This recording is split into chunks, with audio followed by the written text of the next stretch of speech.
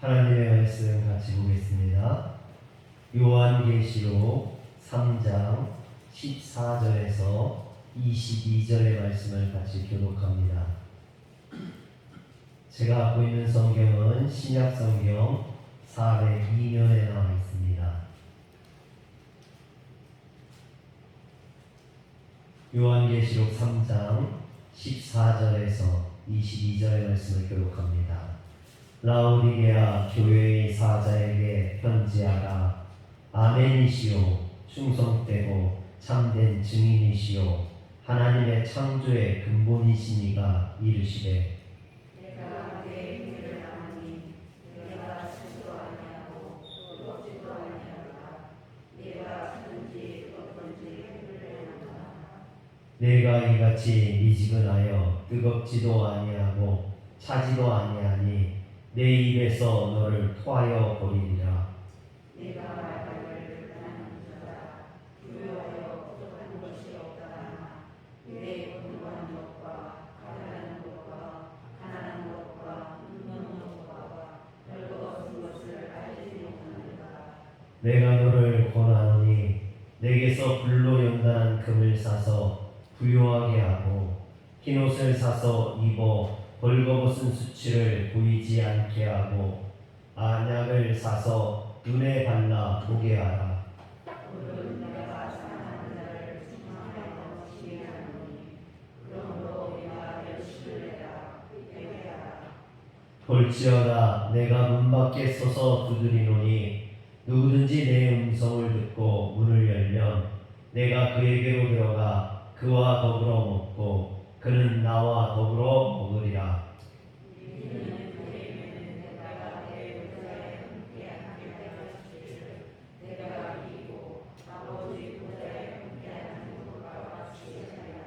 귀 있는 자는 성령이 교회들에게 하시는 말씀을 들을지어다. 아멘.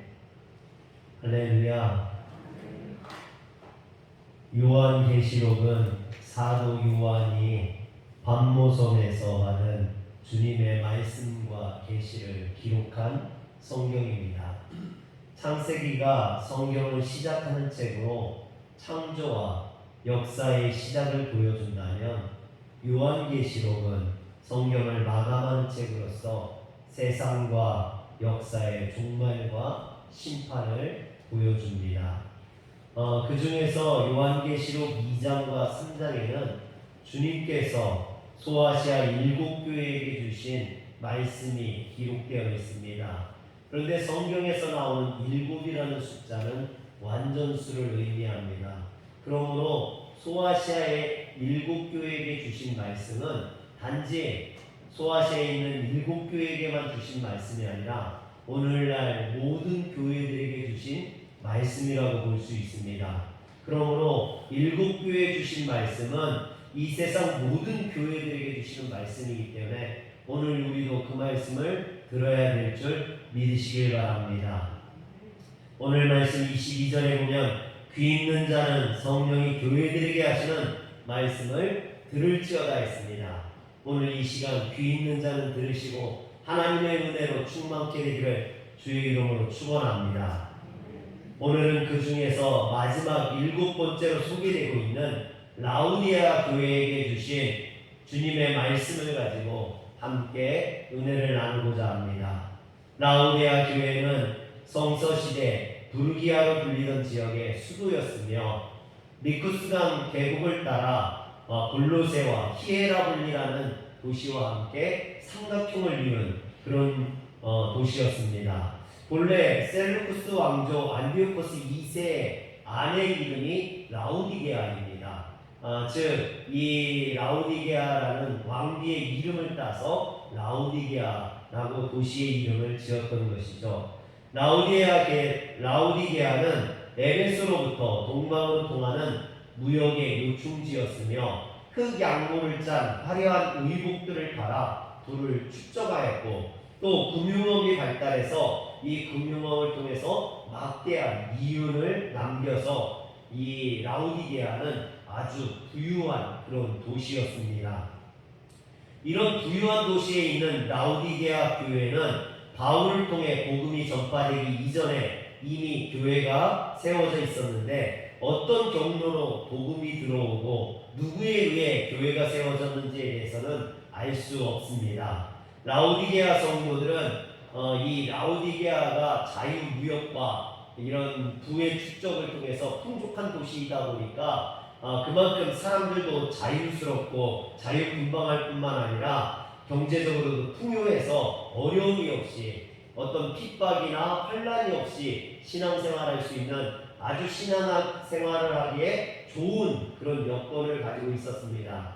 이런 좋은 사회적인 여건과 환경을 통해서 그들이 어떤 영적인 성숙에 힘썼으면 좋았을 텐데 그런 풍족한 부와 물질, 편안한 생활이 오히려 영적인 타락을 가져오고 그들에게 어떤 영적인 침체를 가져왔다라는 것입니다.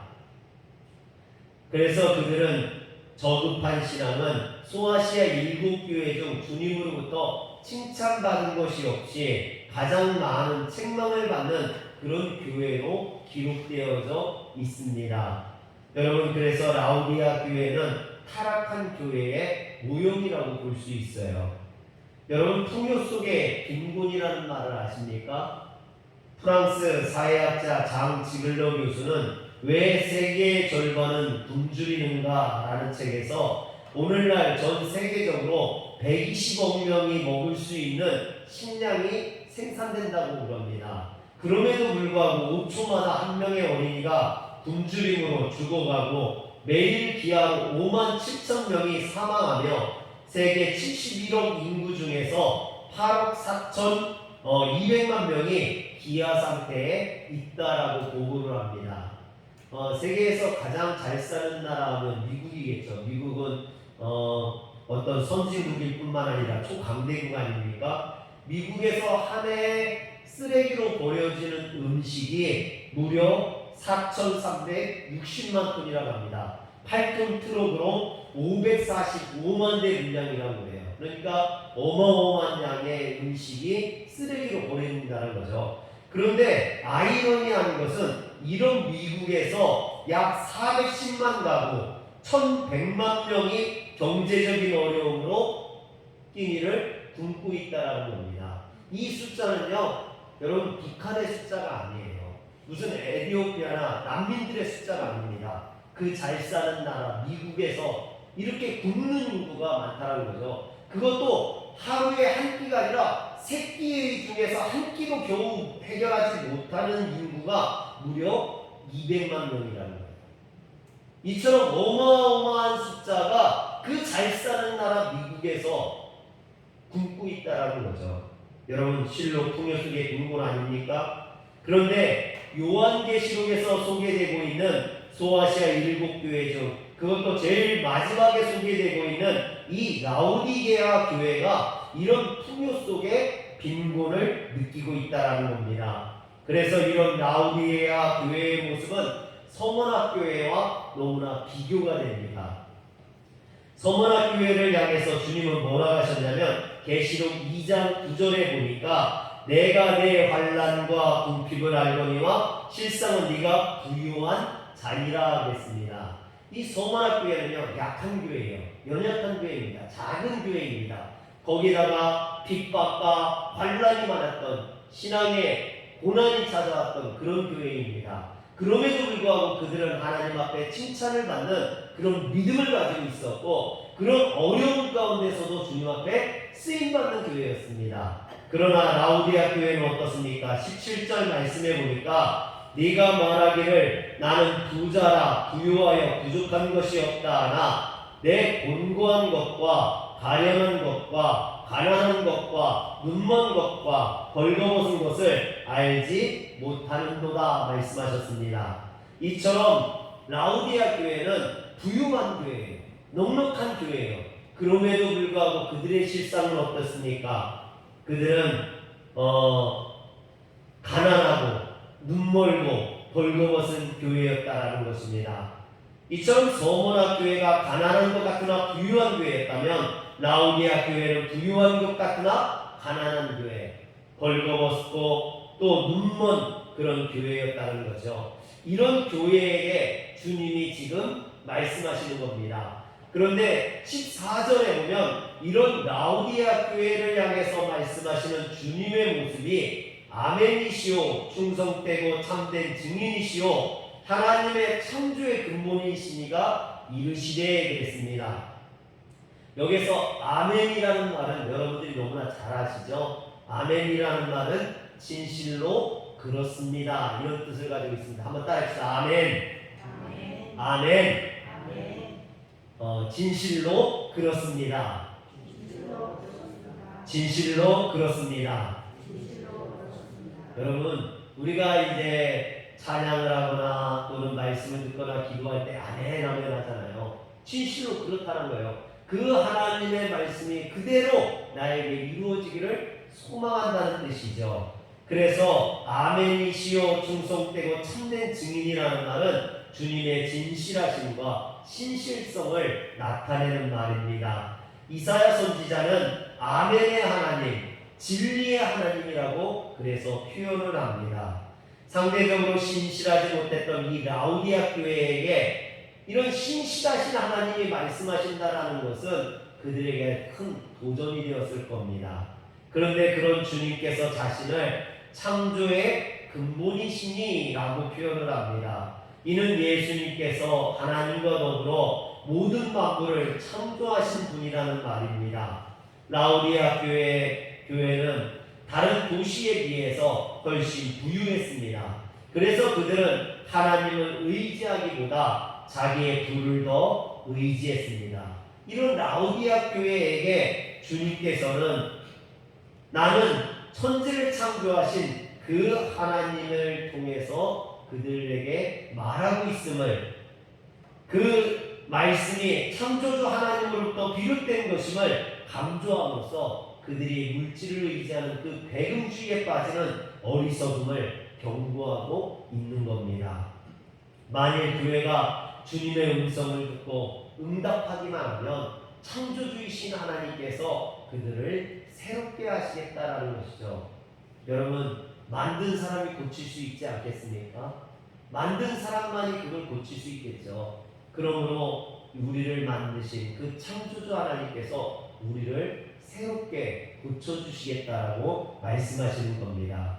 이런 라오디아 교회를 향해서 주님의 책망이 15절에 나옵니다. 15절에 보면 내가 내 행위를 아노니 네가 차지도 아니하고 뜨겁지도 아니하도다. 네가 차든지 뜨겁지 하기를 원하노라 하셨습니다.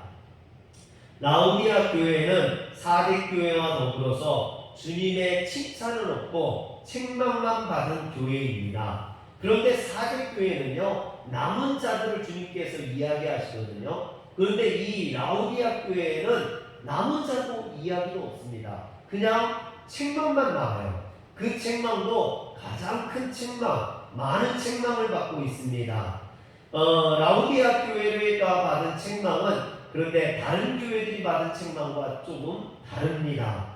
에베소 교회는 처음 사랑을 잃어버려서 책망을 받았고, 버가모 교회는 우상을 섬겼다가 책망을 받았고, 사대 교회는 극도의 형식주의에 빠져서 책망을 받았습니다. 그런데 이 라오디아 교회는 구체적인 책망의 내용이 없이 내가 차지도 아니하고 뜨겁지도 아니하다라고 책망을 하고 있습니다. 즉 그만큼 그들에게는 어떤 신앙적인 열정을 찾아볼 수 없다라는 것입니다. 그런데 더 큰 문제는요, 17절에 나와요. 내가 말하기를 나는 부자라 부유하여 부족한 것이 없다나 내 곤고한 것과 가련한 것과 가난한 것과 눈먼 것과 벌거벗은 것을 알지 못하는도다. 여러분, 라오디아 교회의 문제는 자기 자신을 알지 못한다는 거예요.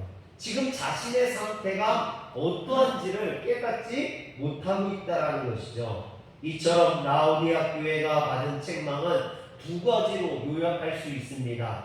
첫째는 열정의 상실이고, 둘째는 자기 성찰의 능력을 상실했다는 것이죠. 만일 어떤 사람이 인생을 사는데 열정이 없고, 그리고 그런 아니라고 비참한 자신의 현실을 인식하지 못한다면 그 사람에게는 소망이 없을 겁니다. 자기 자신을 인식하지 못하기 때문에 그런 사람에게는 미래라는 것을 찾아볼 수 없겠죠. 세상에서 아마 가장 불쌍한 사람이 아닌가 생각합니다. 인생을 사는데 열정도 없어. 인생을 사는데 어떤 노력도 안 해. 그러면서 자기 자신을 돌아볼 줄도 모르는 사람은 인생에 의미가 없는 거죠. 여러분 15절과 16절에 보면 내가 내 행위를 아노니 네가 차지도 아니하고 뜨겁지도 아니하도다. 네가 차든지 뜨겁든지 하기를 원하노라. 내가 이같이 미지근하여 뜨겁지도 아니하고 차지도 아니하니 내 입에서 너를 토하여 버리리라 그랬습니다. 하나님께서 이런 사람은 이런 교회는 버리시겠다라는 거예요. 그들을 토해내겠다라고 말씀하십니다. 그런데 이 라오디게아 북서쪽에 있는 히에라볼리 성지순례를 다시 보셨던 분들은요, 이것을 파루칼레라고 하거든요. 가보면 계단식 논처럼 생겼는데 그곳이 하얘요. 이런 석회질 때문에 하얗게 변했는데 이 히에라볼리에서는 온천이 솟아납니다. 뜨거운 온천이 솟아나와서 그 온천의 효과가 좋다고 해서 안진 환자나 또는 환자들이 많이 찾아서 치료를 받습니다. 그러니 이 히에라볼리에서 솟아나는 온천이 얼마나 좋은 물입니까? 그리고 이 라오디게아 이 북서쪽에서는 히에라볼리에서 나오는 온천이 흘러내리고요. 그리고 동남쪽에서는 골로새에서 나오는 그 호나즈산에서 내려오는 빙하가 녹아서 내리는 찬물이 내려옵니다. 그래서 이 물에다 발을 담으면요 얼마나 발이 차가운지 몰라요.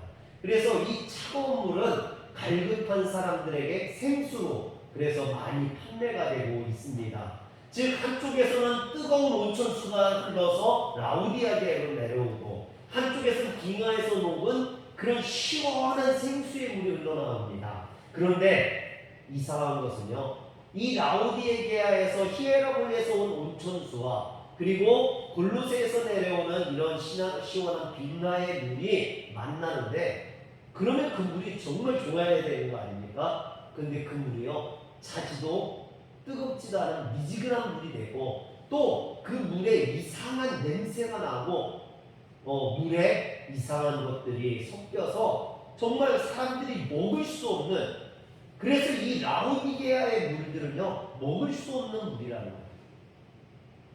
여러분 사람들이 먹으면 토해낼 수 있는 그런 맛도 이상하고 막 이상해서 버릴 수밖에 없는 그런 물이라는 거죠. 지금 주님은 이 라오디게아의 영적인 상태를 그들이 가지고 있는 그 물에 비유해서 지금 설명을 하는 겁니다. 그러면서 이 라오디게아의 영적인 모습이 이처럼 토해낼 수밖에 없는 아무짝에도 쓸모없는 그런 물이라고 이야기하는 겁니다. 사랑하는 성도 여러분, 사람이 살아가면서 그 사람의 최대의 저주가 뭐겠습니까? 이제 더 이상 쓸모없는 인생이 되었다. 어떻게 보면 아무짝에도 쓸모없다. 이런 말을 들을 때 사람들은요 자신의 인생이 비참해지죠. 여러분 내가 아무짝에도 쓸모없는 인생이라는 것처럼 비참한 게 어디 있습니까? 그런데 주님께서는 이 라오디게아가 이처럼 아무짝에도 쓸모없는 교회라고 이야기하는 겁니다. 그뿐 아니라 라오디게아 성도들은 거기에다 스스로를 돌아볼 수 있는 그런 자아성찰의 능력까지 상실했습니다. 사람이 아무리 망가져도 자신을 돌아볼 수 있다면, 자신을 성찰할 수 있는 능력만 있다면 희망이 있잖아요. 다시 돌아올 수 있으니까. 그러나 이런 자아성찰의 능력을 상실한 사람에게는 그런 소망마저도, 회복할 수 있는 능력마저도 없는 거죠. 그래서 라오디아 교회는 타락한 교회의 모형으로 많은 사람들에게 안타까움을 주고 있습니다. 그렇다면 라오디게아 교회 성도들이 이렇게 된 원인이 무엇일까요?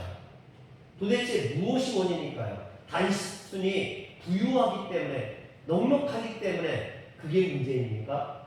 그렇지 않습니다. 그것은 그들이 교만했기 때문이라고 이야기합니다.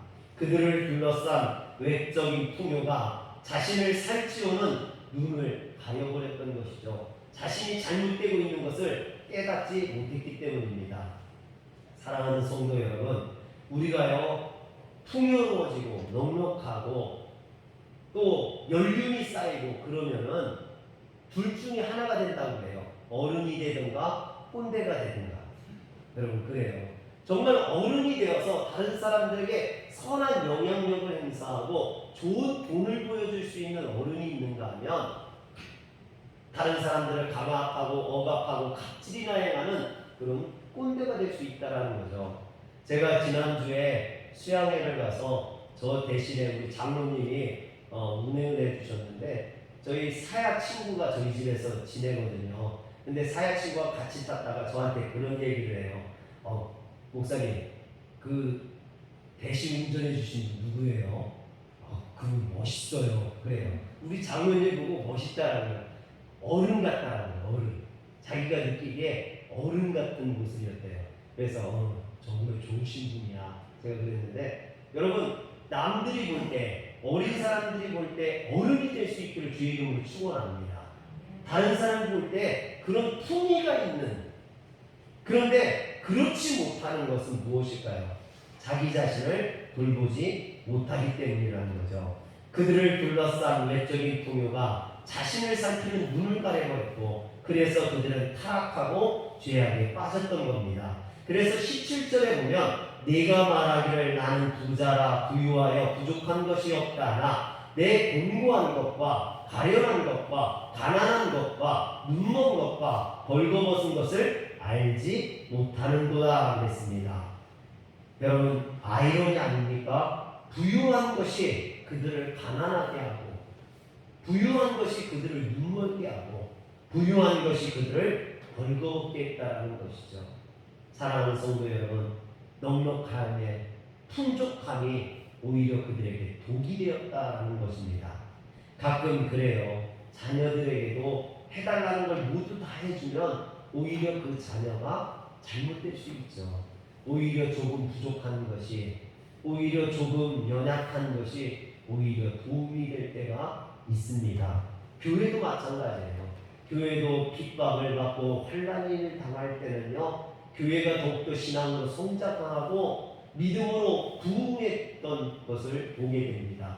그러나 중세시대처럼 편안하고 안정되면 오히려 신앙이 타락하고 연약해지는 것을 보게 되죠.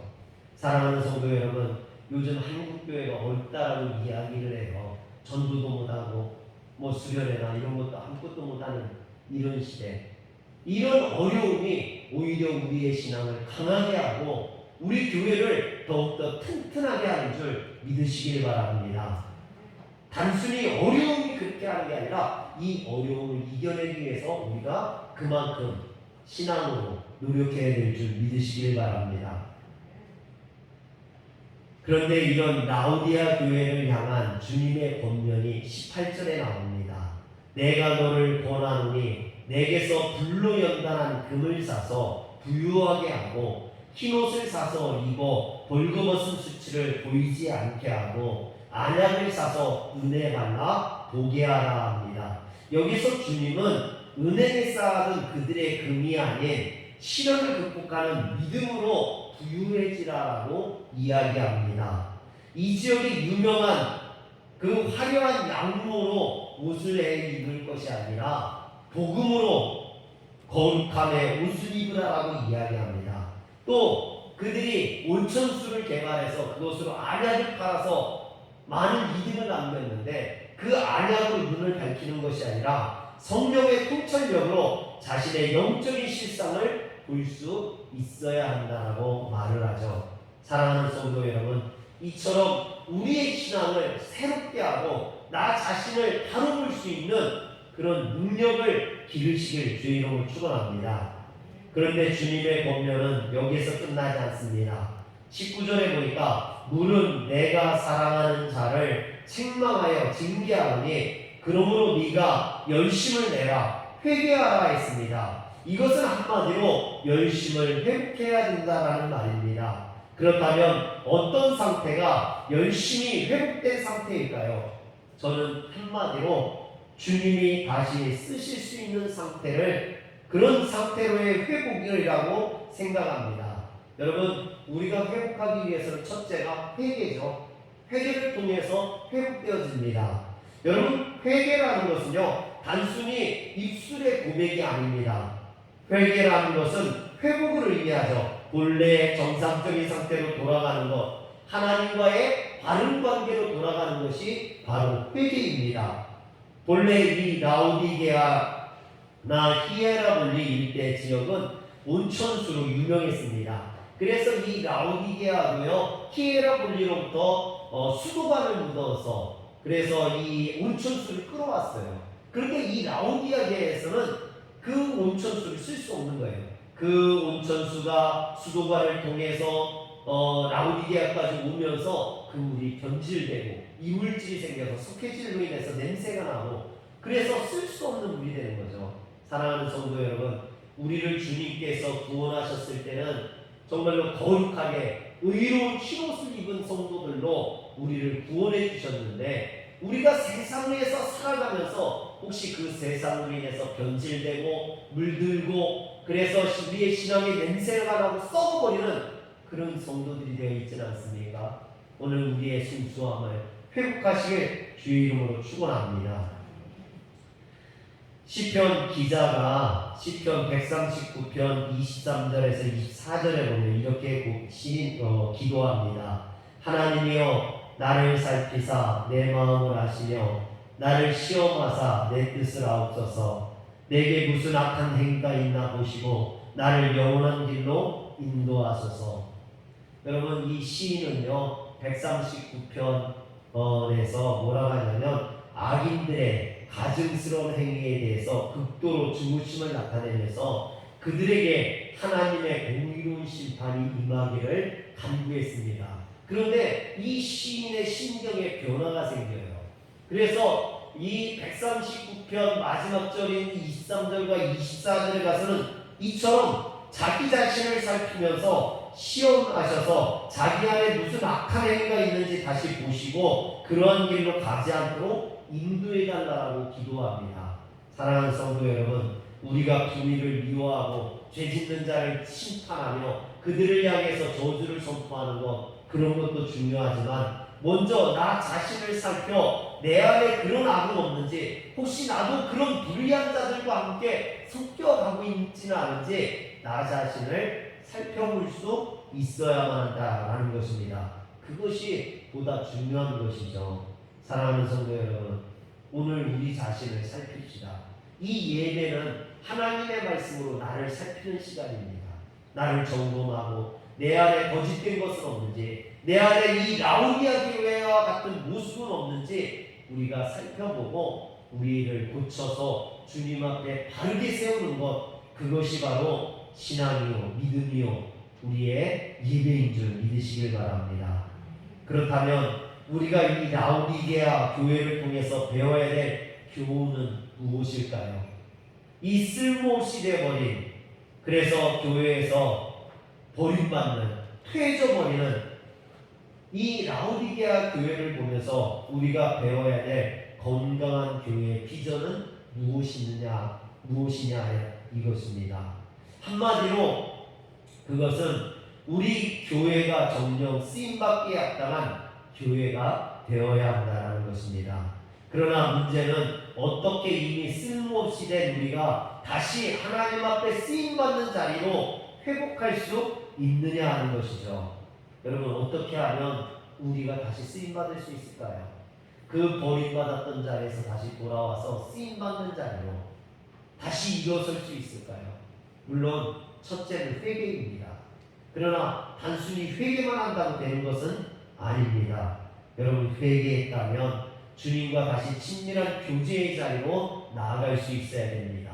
말씀의 자리, 예배의 자리로 나아갈 수 있어야 됩니다. 그래서 주님의 음성을 듣고 주님의 뜻을 이루기 위해 주님의 도우심을 구하며 주님께 붙들려 사는 그런 쓰임받는 인생이 되려고 노력해야 됩니다. 이것이 정말 중요한 거예요.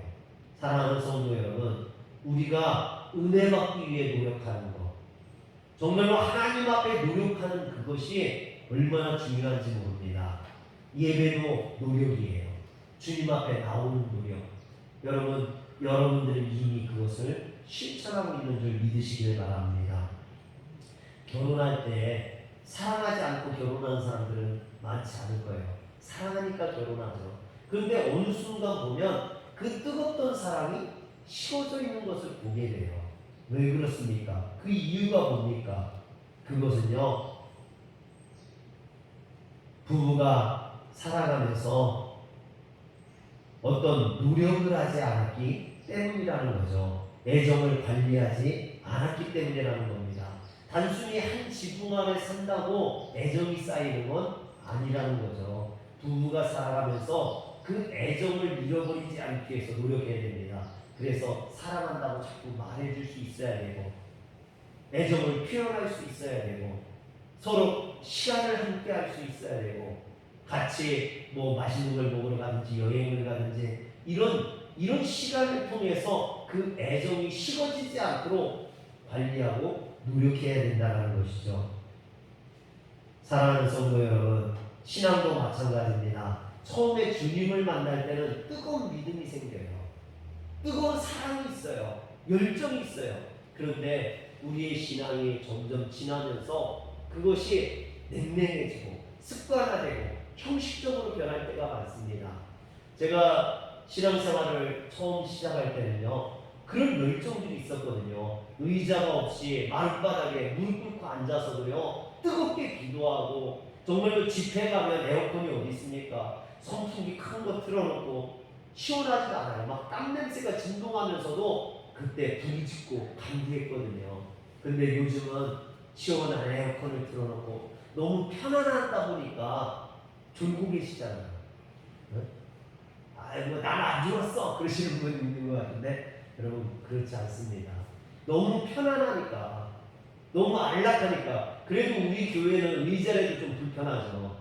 다른 교회들은 의자도 편안해가지고요, 앉아있으면 저 잠이 솔솔 오는. 여러분 너무 편안해서 그래요. 너무 안락해서 그렇습니다. 조금 신앙은 어렵게 해야 돼요. 그래야 열심도 있고요, 그래야 그 신앙이 참된 신앙이 됩니다. 사랑하는 성도 여러분, 노력하시길 바랍니다. 여러분들의 신앙을 잃어버리지 않기 위해서, 우리의 신앙을 지키기 위해서 노력해야 될 줄 믿으시길 바랍니다. 이와 같은 시간들을 통해 주님에 대한 어떤 사랑의 에너지를 우리가 계속해서 공급받을 수 있어야 되거든요. 그래서 신앙을 유지하기 위해서요, 성경 공부도 해야 되고요, 부흥회에 참석해서 은혜도 받아야 되고요, 또 수련회나 이런 것을 통해서 우리가 은혜를 계속해서 공급받아야 됩니다. 이 말씀 시간도 마찬가지예요. 예배 시간도 마찬가지입니다. 이 예배를 통해서 우리는 하나님과의 교제의 시간을 갖는 겁니다. 이 시간이 여러분들의 영혼을 새롭게 하는 귀한 시간이 되시길 주의 이름으로 축원합니다. 라오디게아 교회는 이것이 부족했던 것이죠. 그래서 주님은 20절에 뭐라 합니까? 볼지어다 내가 문 밖에 서서 두드리노니 누구든지 내 음성을 듣고 문을 열면 내가 그에게로 들어가 그와 더불어 먹고 그는 나와 더불어 먹으리라. 사실 저는 이 말씀을요, 전도할 때 자주 사용했거든요. 그런데 이 말씀은 믿지 않는 자들에게 주어지는 말씀이 아니라 이미 하나님을 믿고 있는 라오디게아 교회에게 주어졌던 말씀이라는 거예요. 여러분, 하나님을 믿는 사람들이 하나님을 믿는 그 믿음을 잃어버렸다는 거죠. 그래서 지금은 주님께서 그 교회 안에 들어가지도 못하고 문 밖에 서서, 내쫓겨서 문 밖에 서서 문을 애타게 두드리고 계시다라는 겁니다. 오늘날 이런 교회들이 얼마나 많은지 모릅니다. 어렵고 힘들 때는 하나님 앞에 부르짖고 간구하고 신앙의 열심 가지고 했는데, 교회가 부흥하고 넉넉하고 풍족하다 보니까 이제는 주님이 없이 운영되어지는 교회, 마치 기업처럼 운영되어지는 교회들이 얼마나 많이 있습니까? 이 라오디게아 교회도 마찬가지였던 거죠. 어렵고 힘들었던 때는, 연약했던 때는 주님을 의지했는데, 그들이 교회가 부흥하고 물질적으로 풍족해지다 보니까 주님을 잃어버리고 부유함 가운데 넉넉함 가운데 즐기면서 자신들의 신앙을 갉아먹고 있는 겁니다. 사랑하는 성도 여러분, 여러분도 은혜를 잃어버리게 되면 라오디게아 성도들처럼 주님을 마음속에서 내쫓고 문을 닫아버릴 수 있습니다. 이것은 우리가 열심히 신앙을 관리하지 않으면 이와 같이 될 수 있다는 걸 반드시 깨달아야 됩니다. 마치 사람이 없이 한 지붕이 아래서 그저 사람도 없이 생활하는 그 말뿐인 부부처럼 그저 교회만 왔다 갔다 하는 그런 성도가 될 수 있다는 겁니다. 여러분, 마음의 문을 두드리고 애절하게 들어가기를 소원하시는 그 주님의 소리를 들으시길 바랍니다. 오늘 그래서 귀 있는 자는 성령이 교회들에게 하는 말씀을 들을지어다 그랬습니다. 애타게 부르짖고 간구하시는 그 주님의 음성을 들으시면 여러분들의 마음을 여시길 주의 이름 축원합니다. 골로새서 4장 15절에 보면 이 라오디게아 교회는 본래 눈바라는 여인의 집에서 가정교회로 출발했던 것을 볼 수 있습니다. 이 부유하고 넉넉한 라오디게아 교회지만 사실 연약한 교회였다라는 거죠. 출발은 눈바라는 여인의 가정에서 출발한 그런 교회였다라는 겁니다. 이 라오디게아가 교회가 다시 하나님 앞에 쓰임받기 위해서 어떻게 될까요? 그 은혜 받았던 자리, 그 눈마의 가정으로 다시 돌아갈 수 있어야겠죠. 그래야 쓸모없는 교회, 눈멀고 벌거벗은 교회가 아니라 하나님 앞에 쓰임받는 교회, 칭찬받는 교회, 하나님 앞에 사용되어지는 교회가 될 수 있다는 겁니다. 사랑하는 성도 여러분, 오늘 우리 화려교회는 라오디게아처럼 쓸모없이 버려지는 눈멀고 벌거벗은 교회가 아니라 서원학교회처럼 작지만 쓰임받을 수 있는, 칭찬받을 수 있는 교회가 되기를 소원합니다. 오늘 이 시간 이 예배가 우리의 신앙을 회복할 수 있는 그런 귀한 예배가 되기를 주의 이름으로 축원합니다. 기도하겠습니다. 전능하신 하나님, 자비하신 하나님, 너무나 풍족하기에, 너무나 넉넉하기에 열심도 또 신앙도 잃어버린 우리의 연약한 모습을 주님 용서하시고 오늘 이 시간이 우리 신앙을 회복하는, 우리의 믿음을 회복하는 시간이 되게 하여 주시옵소서. 우리 주 예수님의 이름으로 기도합니다. 아멘.